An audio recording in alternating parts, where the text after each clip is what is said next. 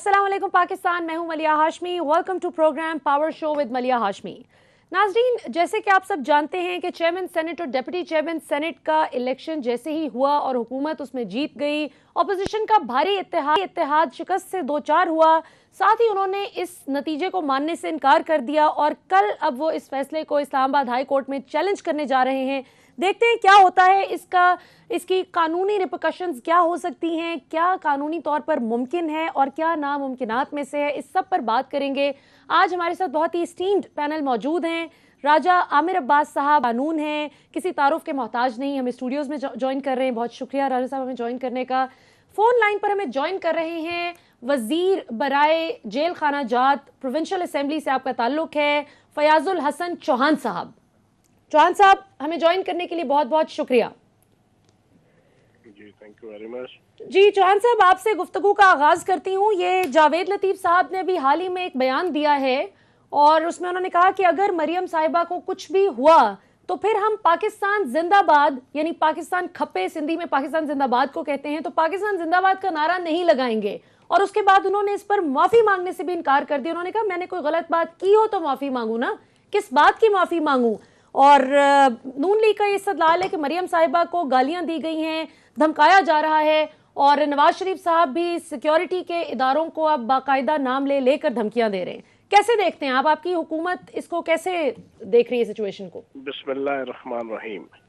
देखिए, जब इनकी पिछले दफा हुकूमत थी 5 साल, तो मुझे याद है कि उन 5 सालों में जब मैं मीडिया टॉक किया करता, हेलो जी, जब मैं पिछले 5 साल पीटीआई के रिप्रेजेंटेटिव की हैसियत से कोई प्रेस कॉन्फ्रेंस करता था या मीडिया टॉक में जाता था, तो मुझे हुकूमती एहलकारों की तरफ से 100 किस्म की गालियां व्हाट्सएप के ऊपर, सोशल मीडिया पे मुझे मिला करती थी। तो इसका क्या मतलब है कि मैं भी वहां पे जनाब खड़े होकर जो है वो पाकिस्तान के खिलाफ और सोनी धरती के खिलाफ और पाक सरजमीन के खिलाफ बातें करना शुरू हो जाता। मैं ये समझता हूँ कि इस सुल्तान मफरूरुद्दीन उर्तुगुल नवाज शरीफ, इसने आज से 3 दिन पहले एक वीडियो लॉन्च की और ये इसका आखिरी हरबा था। वो जब चिराग जो है वो बुझने लगता है ना, तो आखिरी दफा टमटमाता है। इन्होंने पिछले 6 महीने पीडीएम के प्लेटफॉर्म से पूरी कोशिश की, बाप बेटी ने, बेगम सफदर अवान ने और इनके वालिद नवाज शरीफ ने, कि वो सारी पॉलिटिकल पार्टी जो अपोजिशन की है उनको मिला के मुल्क दुश्मन ताकतों के एजेंडे को अच्छे तरीके से प्रमोट कर सकें। लेकिन उन्हें लम्हा बलम्हा हर हफ्ते हर महीने बुरी तरह शिकस्त का सामना करना पड़ा, बुरी तरह नाकामी का सामना करना पड़ा और आखिरी नाकामी इन्हें चेयरमैन सेनेट के इलेक्शन के अंदर जो है वो नजर आ चुकी थी और फिर आई भी। इन्होंने ये आखिरी हरबा खेला और इसने अपनी तरफ से वीडियो बना के प्रेम्प्ट करके कि मेरी बेटी को अगर कुछ हुआ तो उन्होंने आर्मी चीफ का नाम लेके, आईएसआई चीफ का नाम लेके, आईएसआई के जिम्मेदारान का नाम लेके सिर्फ और सिर्फ मोदी का, अजीत देओल का, इंडियन रॉ का, इंडियन एस्टेब्लिशमेंट का एजेंडा जो है वो उसको आगे बढ़ाया है। मैं पूरी पाकिस्तानी कौम से पूछूंगा कि बेगम सफदर अवान वो सियासी शख्सियत है कि जिसको अगर मच्छर काट जाए तो वो सोशल मीडिया पे जमीन आसमान एक कर देती हैं, वो जमीन ऊपर और आसमान नीचे कर देती हैं। उनकी तरफ से पिछले 3 दिनों में कोई ऐसा बयान नहीं आया था कि उनको कोई ऐसी धमकी मिली है, लेकिन उनके बाप ने मुल्क दुश्मन ताकतों के एजेंडे के ऊपर ये छोटी सी एक वीडियो लॉन्च की। उसके ऊपर ये जो मियां जावेद लतीफ है, अब मेरा जी नहीं चाहता कि मैं पार्लिमानी अल्फाज इस्तेमाल करूं जिसने मेरी धरती माँ के हवाले से इस किस्म के अल्फाज अदा किए हों, लेकिन मैं ये समझता हूं कि ये इतना रजील आदमी है कि इसकी जाती करैक्टर ये है कि इसकी 3 डिग्रियां जाली हैं मलिया, 3। ये मैं ऑल रैकेट आपके प्रोग्राम 3 डिग्री जाली हैं। इसकी मैट्रिक की डिग्री जाली, इसकी एफए की डिग्री जाली, इसकी बीए की डिग्री जाली, इसके ऊपर गैस चोरी का पर्चा है, इसके ऊपर बिजली चोरी के पर्चे हैं, इसके ऊपर लैब के केसेस चल रहे हैं। ये एक यूबीएल के अंदर, ये एक बैंक के अंदर तीसरे दर्जे का मुलाजिम होता था आज से 20 साल पहले। आज ये खरबपति और अरबपति है। हमजा शहबाज का जितना ब्लैक मनी का 2 नंबर का कारोबार था उसको ये लुक आफ्टर किया करता था। इसने अपनी बूढ़ी वालदा को नहीं छोड़ा, उसके नाम के ऊपर करोड़ों अरबों रुपए की इसने जनाब हराम की कमाई की जायदादें बनाई हुई है, जिसका केस नैब के अंदर चल रहा है। और इस शख्स ने सिर्फ अपनी उस लीडरशिप को कि जो करप्ट और बदयानत है और खुद अपनी करप्शन को बचाने के लिए इसने धरती माँ के खिलाफ ये जो बयान दिया है। मैंने आज प्रेस कॉन्फ्रेंस करके मुतालबा किया है इलेक्शन कमीशन से भी कि इसको डी नोटिफाई किया जाए। मैंने सुप्रीम कोर्ट से भी मुतालबा किया है कि खुद नोटिस लेके इसके खिलाफ कार्रवाई की जाए।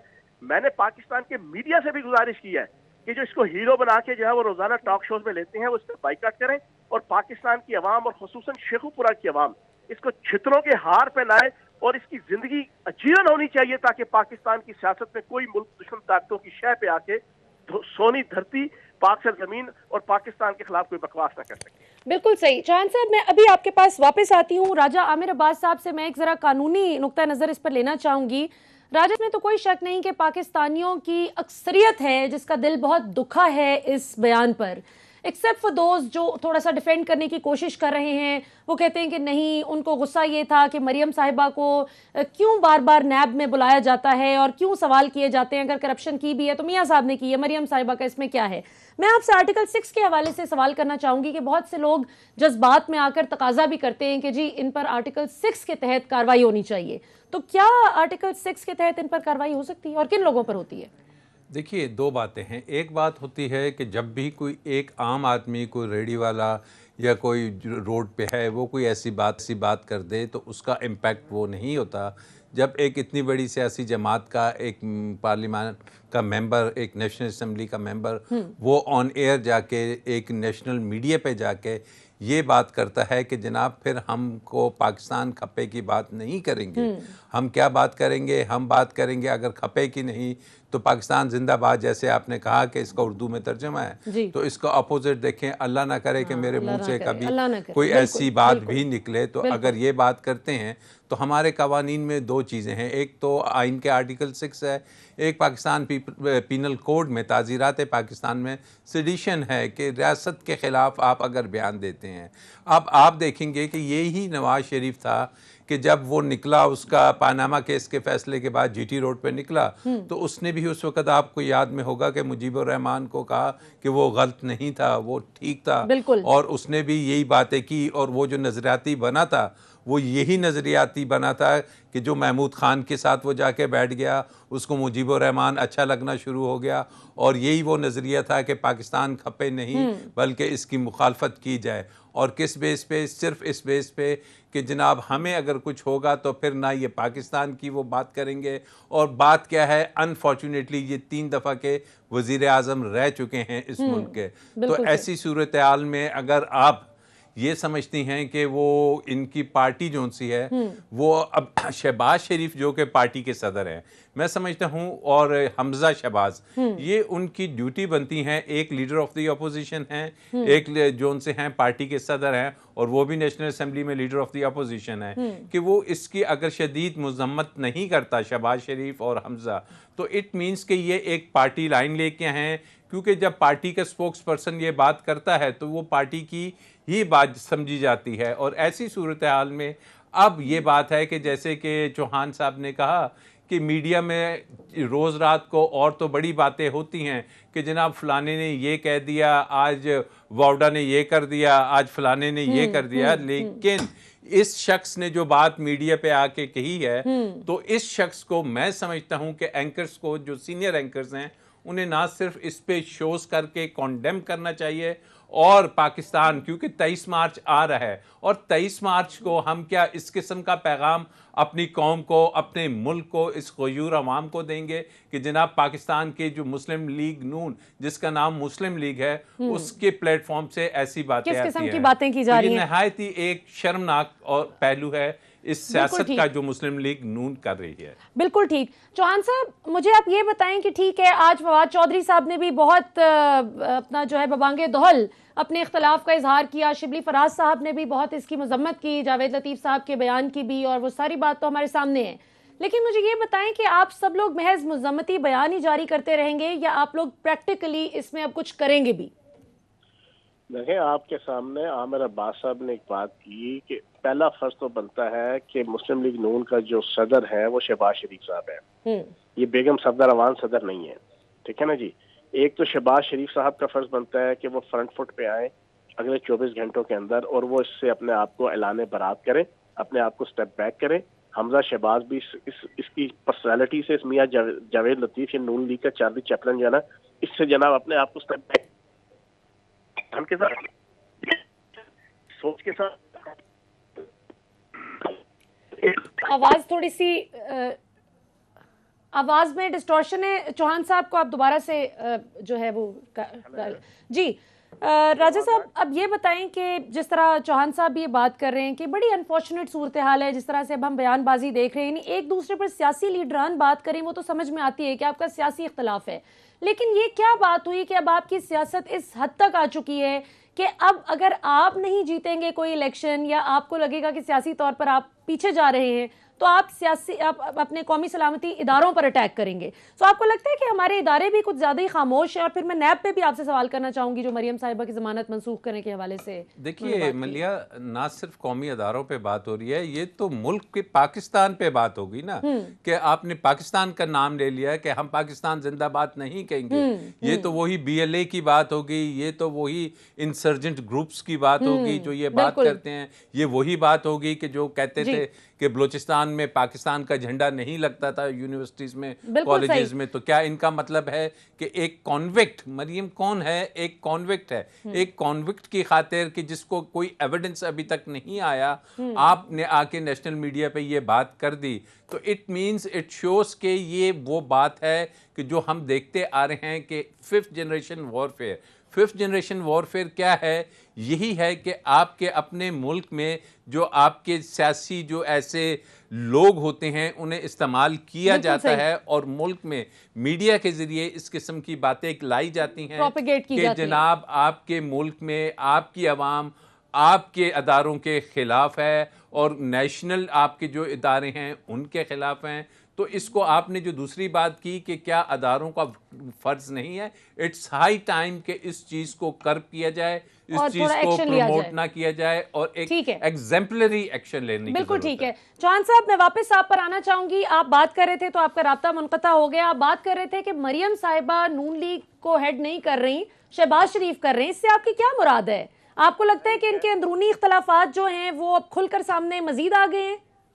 देखिए, अंदरूनी इख्तलाफात तो सबको पता है कि वो क्या है, लेकिन मैं ये समझता हूँ कि शहबाज शरीफ साहब को और हमजा शहबाज साहब को अगले 24 घंटों के अंदर इस बयान से ऐलान बरात करना चाहिए, उसको कंडेम करना चाहिए और इंटरनल अपने पॉलिटिकल जना पार्टी का जो इंडिजीनियस सिस्टम है उसके तहत इसके खिलाफ मियां जावेद लतीफ के खिलाफ कार्रवाई करनी चाहिए।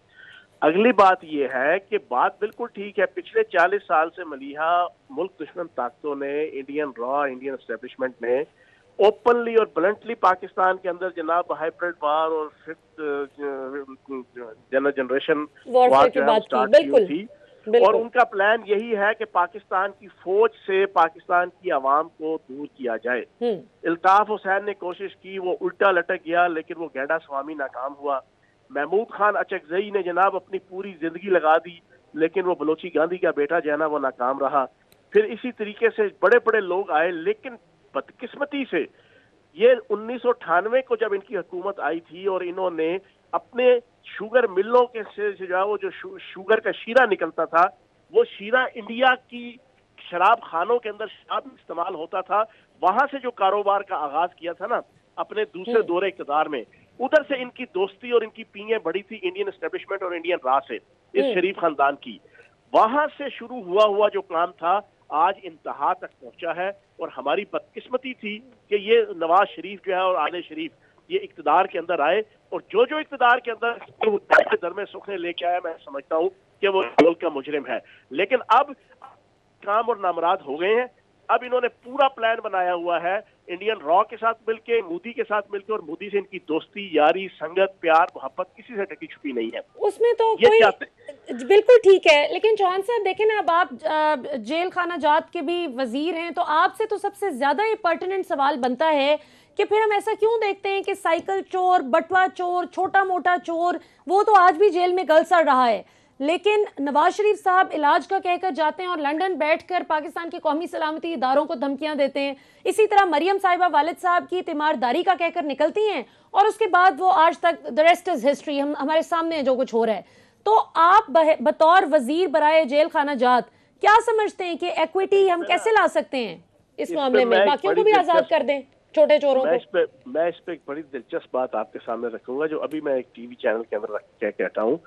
अब कल नैब ने इनकी जमानत कैंसिल करने की दरखास्त जमा कराई है अदालत में जी। मैं ये समझता हूँ कि नवाज शरीफ की तरफ से जो अपनी तरफ से चलाकी, अयारी, मक्कारी करके जो अपनी बेटी के हवाले से जो वीडियो आई है, ये इनको उल्टा पड़ेगी।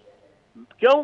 देखिए, एक होता है फॉल्स फ्लैग ऑपरेशन, जो पूरी दुनिया के अंदर पहली जंग अजीम, दूसरी जंग अजीम से लेके आज तक मुल्कों के खिलाफ और मुल्क के अंदर इंडिविजुअल किसी क्रिमिनल का दूसरे क्रिमिनल के खिलाफ, किसी एक फर्द का दूसरे फर्द के खिलाफ ये लगा रहता है।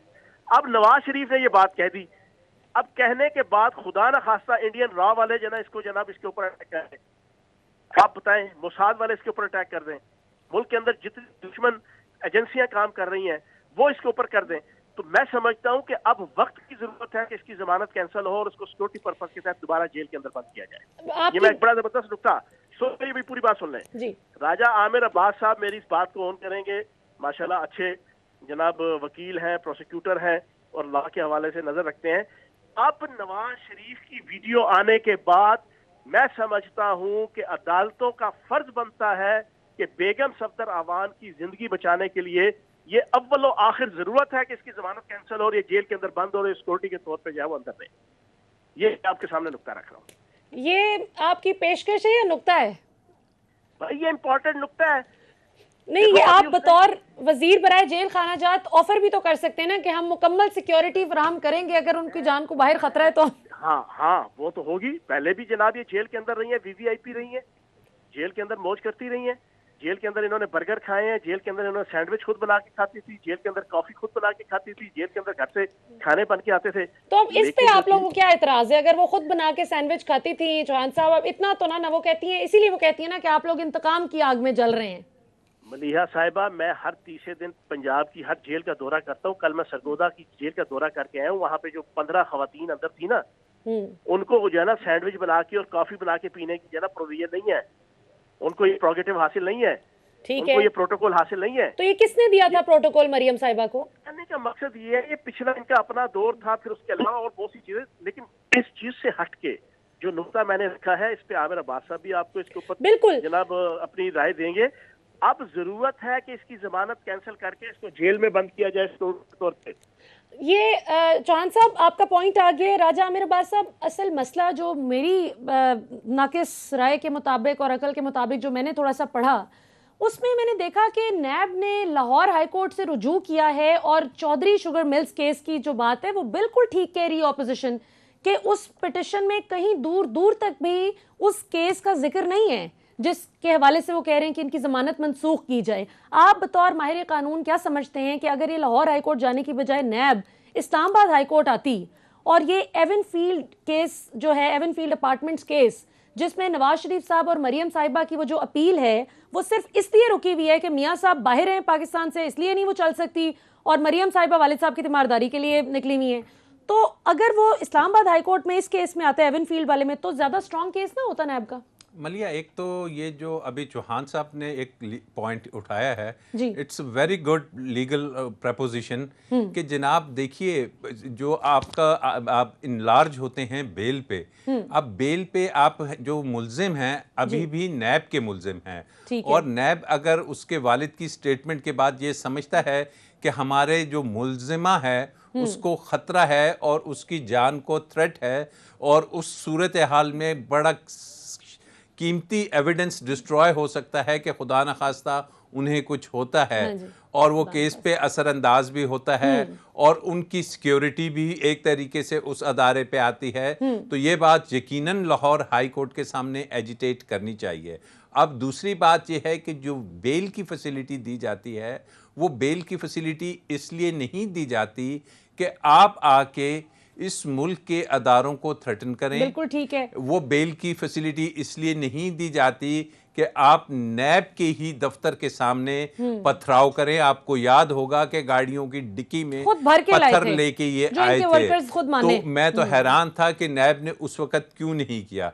फिर आपको जो नैब की जो बेल मिलती है उसमें आपसे ये कहा जाता है कि आप जो तफ्तीश होती है उस तफ्तीश में कोऑपरेट करेंगे, आप तफ्तीश में आईओ के पास जाएंगे और तफ्तीश का हिस्सा बनेंगे। लेकिन अगर वो तफ्तीश में भी कोऑपरेट नहीं कर रहे, वो जाके नैब के ऊपर प्रेशराइज हो रही हैं और वो एविडेंस को डिस्ट्रॉय करने के उसमें है, क्योंकि जो बाकी गवाह हैं यकीनन वो मरियम बीबी अगर बाहर होंगी तो उस पर असर अंदाज हो सकती है। लेकिन मेरा सवाल आपका सवाल है कि एवन फील्ड में भी इनको साइमल्टेनियसली दोनों जगह पे बेल कैंसिलेशन लगानी चाहिए। अच्छा। और एवनफील्ड में एक अर्ली हेयरिंग की एप्लीकेशन दे। नवाज शरीफ साहब तो एब्सकॉन्डर हो चुके हैं, डिक्लेयर हो चुके हैं, उनका केस हट चुका है। अब मरियम और सफदर का जो केस है उसके लिए नैब को चाहिए कि वो जनाब अर्ली हेयरिंग लगा दें कि इसको फिक्स कीजिए और इस पे डिसीजन ले लें। ये कोई बहुत बड़ी रॉकेट साइंस नहीं है, इसका डिसीजन मरियम और सफदर की हद तक मैं समझता हूं 1 हफ्ते के अंदर अंदर आ सकता है। अब ये नैब के ऊपर है क्योंकि अपील नैब की भी है, सिर्फ मरियम की या नवाज शरीफ की नहीं। तो ये जाएं और सिर्फ ये है कि लाहौर में करके खामोशी से बैठ जाएं, इट मीन्स कि वो इतने सीरियस नैब नहीं है। बिल्कुल ठीक है। अच्छा चौहान साहब, एक बड़ा ही इंटरेस्टिंग सियासी सवाल मैं आपसे करना चाहूंगी, लेकिन हमें जाना है एक शॉर्ट कमर्शियल ब्रेक पे। नाज़रीन कहीं मत जाइएगा, चौहान साहब से हम जस्ट सवाल करने वाले हैं। See you after short break.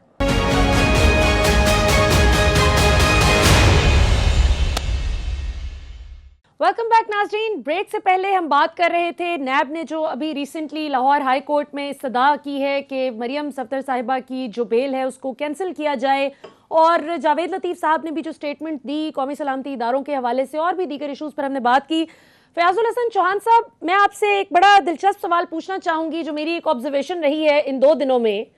हम देख रहे हैं कि जब से नैब ने अपील की है कि लाहौर हाई कोर्ट से कि मरियम साहिबा की बेल को ख़त्म किया जाए, तब से नून लीग के जितने भी तर्जुमान हैं वो ये नहीं कह रहे कि कौमी सलामती इदारों पर जो मरियम हमला करती हैं वो नहीं है, वो ये इल्ज़ाम गलत है। वो ये नहीं कहते कि गलत इल्ज़ाम है, वो कहते हैं ठीक है नैब सही बात कर रहा है। लेकिन नैब कौन होता है मैं पूछने वाला? ये वो इदारे पूछें तो पूछें, नैब तो हमारी करप्शन पे बात करे तो करे, ये क्यों पूछ रहा है? तो आपको लगता है कि ये इनका कंसर्न दुरुस्त है? वैसे बात ये है कि ये हर हवाले से चोर हैं। ये कौमी सलामती के भी चोर हैं, ये कौमी खजाने के भी चोर हैं, ये कौमी डिग्निटी के भी चोर हैं, ये कौमी तराने के भी चोर हैं, ये कौमी परचम के भी चोर हैं। ये हर चीज के जो कौम से मुतल्लिक़ है ना, ये उसके चोर भी हैं और डकैत भी हैं।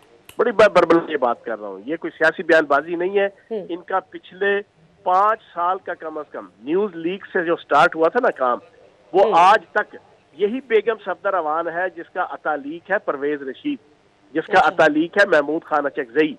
ये महमूद खान अचकजई और ये परवेज रशीद, ये इसके इंस्पेक्टर हैं। इसके दिल में और इसके पूरे खानदान में, खुसूसन ये जो बाप बेटी है, ये मुफरुल साहब, इनके दिल में पाकिस्तान की अदालतों और पाकिस्तान के सिक्योरिटी अदारों और पाकिस्तान की फौज और पाकिस्तान की ISI के हवाले से इतनी नफरत और इतनी बुग़्ज़ है कि जितनी इंडियन फौज के अंदर और इंडियन एस्टेब्लिशमेंट के अंदर नहीं होगी। ये मैं ऑन रिकॉर्ड बात कर रहा हूँ। और इसके लिए आप मेरे साथ 4 घंटे का टॉक शो करें, मैं फैक्ट्स एंड फिगर्स और हिस्ट्री में आपको ले जाके आप कैसे कह सकते हैं चौहान साहब? देखें, भारत से ज्यादा तो हमारी फौज और हमारे सिक्योरिटी इदारों को कोई नफरत नहीं कर सकता। नहीं तो आप बहुत बड़ी बात कर रहे हैं, ऐसा तो नहीं हो सकता। अब इतनी भी बात, इस खानदान में बुग़्ज़ है। मैं कहता हूं कि 12 अक्टूबर 1999 के बाद इनके ऊपर एतबार बंदा कर ही नहीं सकता था, लेकिन बदकिस्मती से जिन लोगों ने इनको तीसरा इक़्तिदार दिलाने के हवाले से, जायज नाजायज जिस हवाले से भी, जिसमें सबसे बड़ा जिम्मेदार इफ्तिखार चौधरी था जो चीफ जस्टिस था ना यहाँ का। ये मैं बातें बड़ी खुल के कर रहा हूँ, मेरा स्टाइल है कि मैं बातें जनरल लेग लपाट के बगैर करता हूँ। सारी चीजों को छोड़ें, ये मुजरिम है, ये कौमी मुजरिम है। जब ये मोदी को अपने घर में ला सकते हैं, वो मोदी के जब आया था तो पोलैंड से जनाब उसका त्यारा खुशाब रेक्टर के ऊपर से गुजरते हुए आया था। वो मोदी जिसके साथ अजीत दियोल था, अजीत दियोल का एक नहीं उसके कई इंटरव्यू मौजूद है जिसके अंदर वो ओपनली कहता है कि पाकिस्तान के 4 टोटे करना मेरी जिंदगी का अवलीन मकसद है।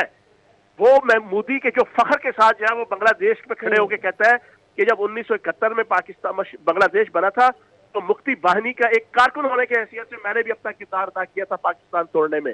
वो इनका यार है, वो इनका दिलदार है, वो इनका शाकरदार है। तो इस मैं समझता हूं कि इस खानदान और खुसूसन मफरूरुद्दीन उर्तुगुल नवाज शरीफ और बेगम सफदर अवान ये हर हवाले से मुजरिम है। इसको पाकिस्तान की सिक्योरिटी के भी और उनका बहुत सामने आ गया। अब देखे ना, मियां जावेद लतीफ ने जो बात की है वो नवाज शरीफ और बेगम सफदर अवान के कहने पे की है, उसकी अपनी इतनी पसली नहीं है। वो जो जना नून लीग का चार्ली चैपलिन है उसका जितना नुकसान है मैं उसको अच्छे तरीके से जानता हूँ। ये पीछे से सारी चाबी उसकी है। ये नून लीग का चार्ली चैपलिन आप क्या जावेद लतीफ साहब को कह रहे हैं? जी बिल्कुल, उसकी शक्ल, उसकी सूरत, उसकी हरकतें, उसकी नहीं, अच्छा अब आप ठीक है, आपको मुझे पता है कि गुस्सा है उनके बयान पर, लेकिन देखिए बात ये है ना चौहान साहब के हम उनसे एग्री करें या डिसएग्री करें, मैं let me be devil's advocate for a moment. Maryam साहिबा या नवाज शरीफ साहब भी कहते हैं कि हम इदारों की तो इज्जत करते हैं लेकिन हम कुछ किरदारों के खिलाफ हैं जी जिनकी पॉलिटिकल मामलात में इन्वॉल्वमेंट रही है।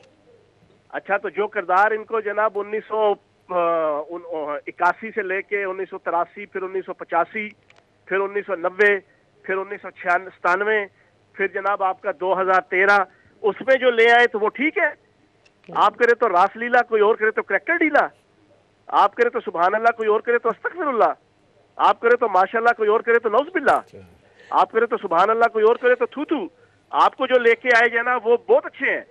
जो आपको रोक दें, आपकी करतूतों की वजह से, करप्शन और बदजानती की वजह से आवाम रोक दें और वो आपका साथ ना दें, इनको इस वक्त सिर्फ बुग़्ज़ और कीना ये है कि पाक फौज तय कर चुकी है कि उसका सियासत के अंदर कोई किरदार नहीं है।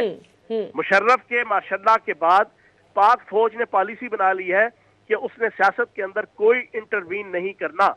हाँ, उतना उनका हक है जितना एक अदारे के तौर पे इंटरनल और एक्सटर्नल, बिल्कुल ठीक जनाब सिक्योरिटी के पॉइंट ऑफ व्यू से जरूरत है। बिल्कुल सही। इनको बुग़्ज़ ये है कि पाक फौज अब उस तरह क्यों नहीं साथ देती जिस तरह इसके अब्बा जी को उठा के लेके आए थे। इनको जनाब आपका जनाब वजीर खजाना बनाया, वजीर आला पंजाब बनाया, फिर वजीर आजम बनाया, बिल्कुल सही, वजीर आजम बनाया, फिर तीसरी दफा वजीर आजम बनाया जनरल इशफाक पर की जनाब कंधे पे बैठ के, और चीफ जस्टिस इफ्तिखार चौधरी के जिसका कानून भी अंधा था, जिसका मामलात भी सारे कुछ इस तरह के थे।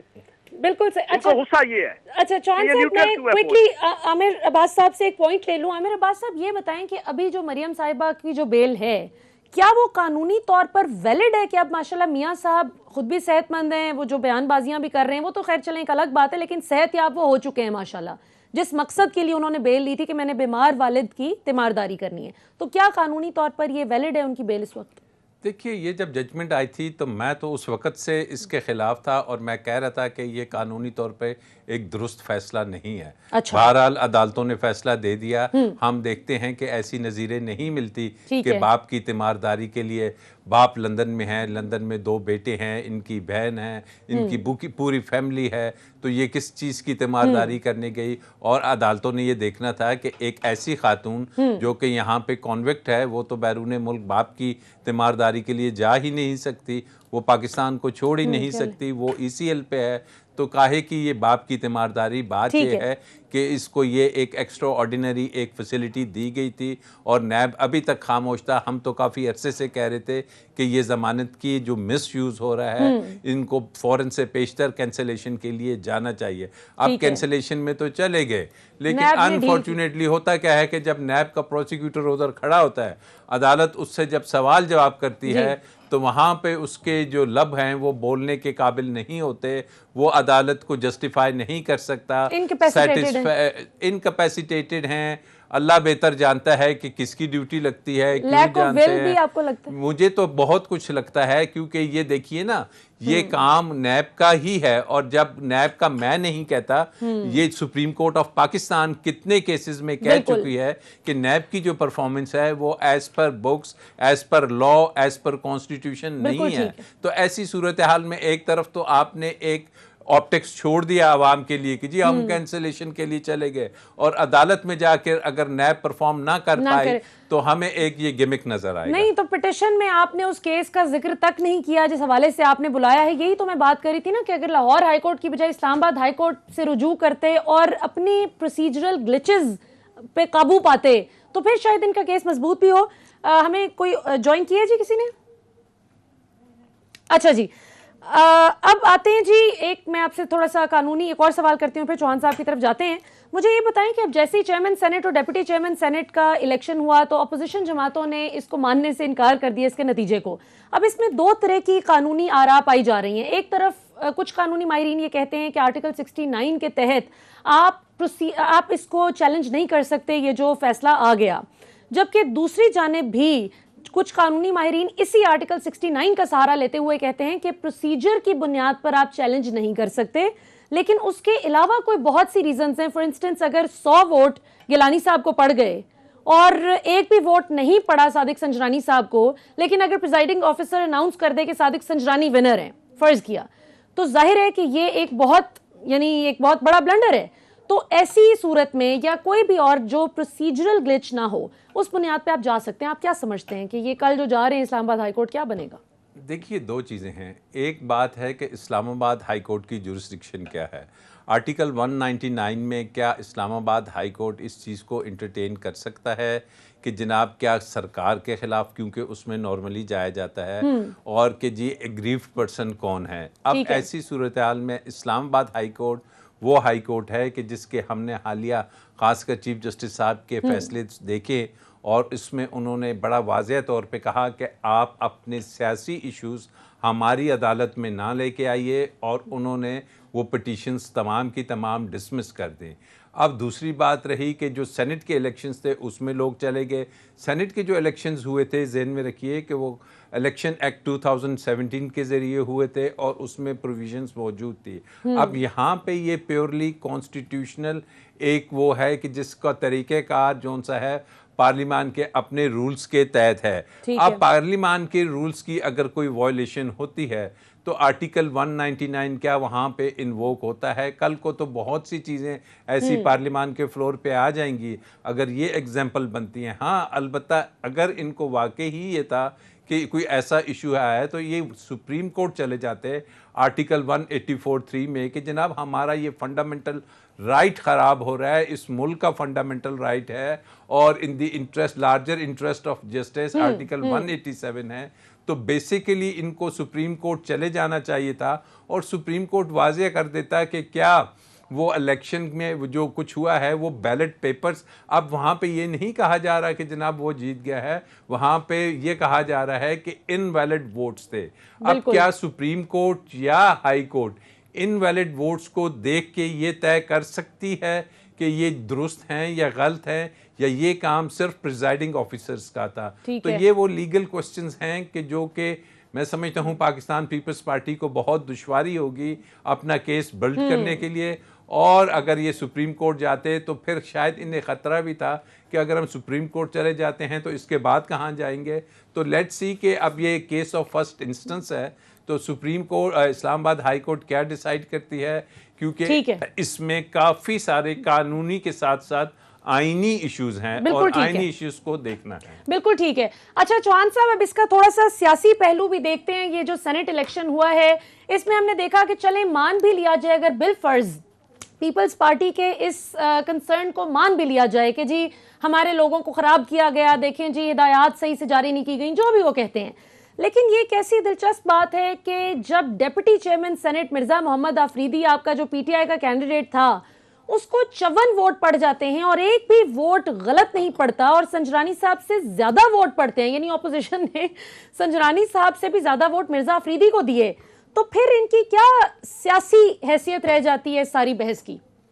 देखो मलिहा, इस पर मैं बड़ा दिलचस्प अपने टिपिकल स्टाइल में तबसरा करूंगा। हुआ ये कि जब हफीज शेख साहब का इलेक्शन हुआ जी, और यूसुफ गिलानी साहब जनाब 7 वोट मुस्तरद करवा के इलेक्शन जीत गए, तो ये अपने आप को अनदाता समझ बैठे थे पीडीएम वाले और खुसूसन पीपल्स पार्टी वाले। और यूसुफ गिलानी साहब, बिलावल जरदारी साहब की तो बढ़ के पकड़ाई नहीं दे रही थी। उनकी मिसाल तो बिल्कुल वैसे ही बन गई थी कि वो बांदर को हल्दी लगी तो अपने आप को पंसारी समझना शुरू हो गया था। इनकी बढ़ के थी जनाब जैसे ये पाकिस्तान की सियासत, जमहूरियत, पार्लियामेंट, सेनेट, कौमी असम्बली, सारा कुछ इनकी जेब में आ गया है। अब ये कर देंगे, वो कर देंगे। अब साथ ही अगला इलेक्शन हुआ जब चेयरमैन सेनेट का और डिप्टी चेयरमैन का, उसमें वही 7 का पहाड़ा इनके साथ जनाब पड़ गया, जनाब पढ़ा दिया गया। जो 7 वोट उधर जनाब रिजेक्ट, 7 वोट इधर रिजेक्ट हो गए। यहाँ जब रिजेक्ट हुए तो फिर जनाब नानी, गिलानी और मफाहमत की सियासत की परनानी, ये जो आसिफ जरदारी साहब है, तीनों के चेहरे लटके हुए थे। अब इनको कानून याद आ रहा है, अब इनको जनाब असूल याद आ रहा है, अब इनको जनाब वो जो कैंसिल हुए हैं वोट उसके उस पर धांधली नजर आ रही है। तो बात वही जो मेरा एक टिपिकल जुमला है कि आप करें तो रासलीला, कोई और करे तो फैक्टर ढीला। तो मैं ये समझता हूँ कि अल्लाह पाक की तरफ से मकाफात अमल हुआ है। जो 7 चक्कर इन्होंने दिए थे वो मुड़ के दोबारा इनको चक्कर आ गए हैं ना। नहीं तो अब मैं समझता हूँ इनको स्कूल से बैठ जाना चाहिए। नहीं तो इन्होंने जो आप लोगों को चक्कर दिए थे उसमें तो खान साहब भी कहते थे ना, वजीर आजम साहब के हमारे 16 लोग बिक गए। तो इस हाँ। दफा जो इन लोगों ने आपको वोट कर दिया, आपके कैंडिडेट को और दोनों कैंडिडेट्स को, चेयरमैन सेनेट भी, डेप्यूटी चेयरमैन सेनेट भी, ये अब इसको हम जमीर की आवाज कहें क्योंकि पीटीआई नहीं, जीत मैं रही है? आपको बताता हूँ। देखो, इनकी तो चीजें साबित होगी ना। अली हैदर गिलानी की ऑडियो, अली हैदर गिलानी की वीडियो, बिल्कुल। गुलाम अब्बास आफरीदी के चैट, आदिल शाह उसका फ्रंटमैन 50 लाख खुद रख के तो जनाब 7-8 करोड़ के सौदे कर रहा है। अली हैदर गिलानी की जनाब ऑडियो नासिर शाह वज़ीर इत्तलात सिंध के साथ, जिसमें जनाब सिंध का नासिर शाह कह रहा है कि जनाब नहीं, जरदारी साहब कहते हैं कि 8 के बजाय 6 करोड़, 10 के बजाय 8 करोड़। ये सारी लेन देन तो समझ आ गई ना, पता चल गई। उस कंटेक्स्ट में खान साहब ने कहा कि हमारे इधर सेनेट के हवाले से एक बात ज़हन में रख लें, सेनेटर जो है वो बड़ा ही एक आला ज़र्फ दिमाग का आदमी होता है, वो चीजें देखता है, वो वफाक का नुमाइंदा होता है। सादिक संजलानी साहब ने बड़े अच्छे तरीके से 3 साल जनाब अपनी सेनेट की चेयरमैनशिप की, उनके जाती ताल्लुकात थे, उनके जाती जनाब एक टर्म्स थे। बिल्कुल ठीक। यूसुफ रजा गिलानी के साथ तीना थे। नून लीग के, मैंने उसी दिन ये खबर ब्रेक की थी इलेक्शन रिजल्ट आने के 1 घंटे बाद, कि बेगम सफदर अवान के कहने पे 7 वोट नून लीग के सेंटर्स ने खुद जनाब जाया किए हैं। वजह, उसके फौरन बाद बिलावल, उसका आपका वो जो तंजीम साजी का माहिर तलाल चौधरी, उसका जनाब आप ट्वीट पढ़ लें। अब रिजल्ट आया नहीं तो साथ ही आ गया कि हाँ जी बिलावल जरदारी साहब मजा आया न्यूट्रल होने। ये सारा बेगम सफदर अवान की तरफ से सारा एक प्लान तो आप ये कह रहे हैं कि नून लीग ने किया है, गिलानी साहब को हरवाया? मैं अभी इस पे कायम हूँ। बेगम सफदर अवान के जो देख रही थी कि पिछले 4 महीने से आसिफ जरदारी और बिलावल जरदारी पीडीएम के प्लेटफॉर्म से इनके साथ जिग-जैग खेल रहे थे, इनके साथ मक्का वाली की सियासत कर रहे थे, इनके साथ चांदिया की और गोयबल की सियासत कर रहे थे, उसका बदला लिया उन्होंने। बिल्कुल ठीक है। चांद साहब होने के लिए बहुत बहुत शुक्रिया, आमिर अब्बास साहब ज्वाइन करने के लिए बहुत बहुत शुक्रिया। नाजरीन, आज के लिए इतना ही। अगले हफ्ते फिर मुलाकात होगी इंशाल्लाह। पाकिस्तान जिंदाबाद।